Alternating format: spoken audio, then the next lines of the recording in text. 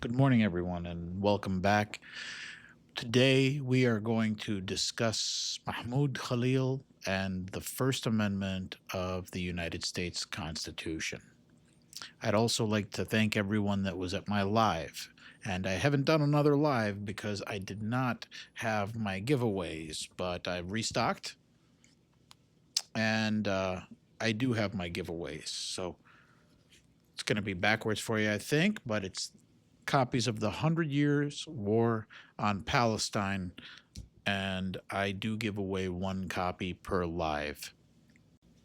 As a lawyer, I think the best way to get started is to discuss what the First Amendment is and how it applies.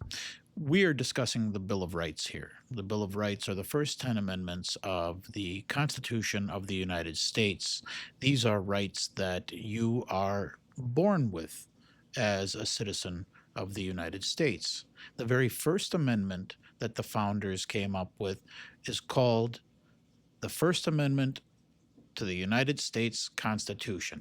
Its entirety, it states, Congress shall make no law respecting an establishment of religion or prohibiting the free exercise thereof, or abridging the freedom of speech, or the press, or the right of people peaceably to assemble and petition the government for redress against their grievances. So, what's in there? Let's unpack that. You first have the freedom of religion. So, the First Amendment is going to prohibit Congress from establishing a state religion or interfering with anybody's right to believe or not believe whatever they want. You have freedom of speech. This clause protects the rights of individuals to express themselves without government censorship or interference. And the Sullivan case is a big one here.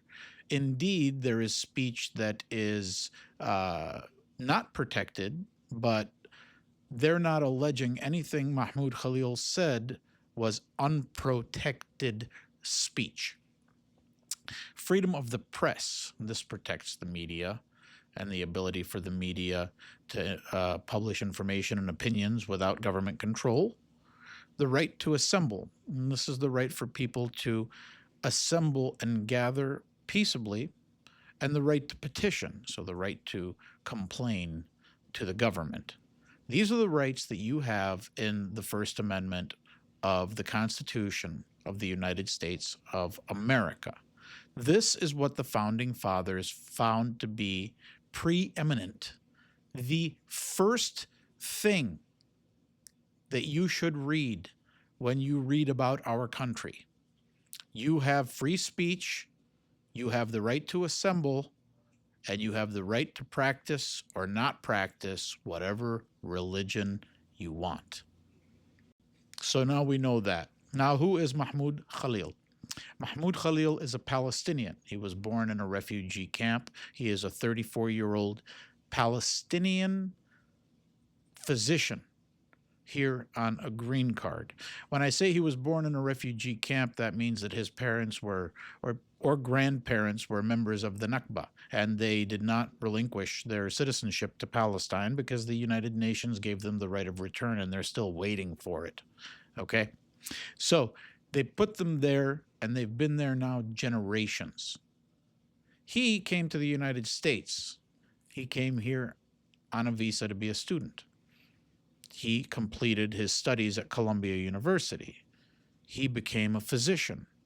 He also became a teacher at the university.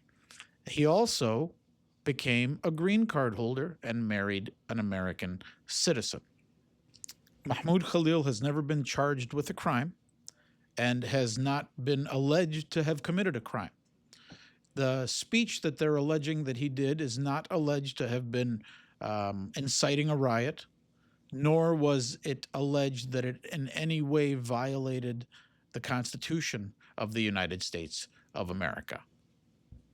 Naturally, the next thing to follow would be to follow up on the green card and what exactly you're covered and what rights you have. So, the Bill of Rights covers you if you are a green card holder and a permanent resident. What's the Bill of Rights? The first 10 constitutional amendments. Those are the Bill of Rights. So, in other words, can they vote in local elections? They can vote if you're a green card holder. Are they able to hold public office in local elections? They are able to hold public office. Yes, those things are things that they have. Can they vote in federal elections? No, they cannot. They may have other limitations with regard to what other offices they can run for federally as well. However, the first 10 amendments of the Constitution do apply. So you are protected.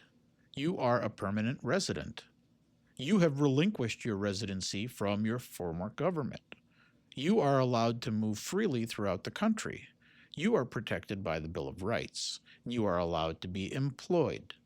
Basically, you have all the rights of a citizen except for the ability to vote in federal elections, run for federal office, and some other minor things that have nothing to do with your freedom of speech, your freedom of religion, and your freedom to peaceably assemble. So, what happened? Mahmoud Khalil was arrested by plainclothes officers on his way back to his apartment with his wife. They wouldn't let them know who he was, and they lied about where they were taking him. They did not let them know what the allegations against him were, and they just detained him. Now, this is someone that has the same rights as you do. Let's be clear about that if you're a United States citizen or green card holder. Okay? Arguments are made, and the argument is that he made a comment contrary to United States foreign policy. How many of you out there have opinions contrary to the United States foreign policy, no matter where it is? Think about that. They also said that they were going to house him in New York, in the federal detention center there. They took him and they secreted him, really, to New Orleans to hide it from everybody for a couple of days. Now, what crime did he violate? There is a new executive order. Essentially, the executive order says that Marco Rubio, the Secretary of State, has the authority to revoke your citizenship. If you're a green card holder, if you're a permanent resident, or if you're here on a visa. There are some other students that self-deported and were deported. Those students, they were actually in violation. One of them, I believe, extended her visa, and the other one just didn't really want to be here anymore anyways, so she just went home to India. But this is a person who's an American citizen. This is a person, I'm sorry, married to an American citizen and a green card holder. Forgive me. These are the rights that apply to you. This is shocking. And if you do not think that this is something that will come back and haunt so many other people, that's crazy. Right now, President Trump is saying that MSNBC and CNN are possibly illegal. President Trump is saying that boycotting Teslas could possibly be illegal.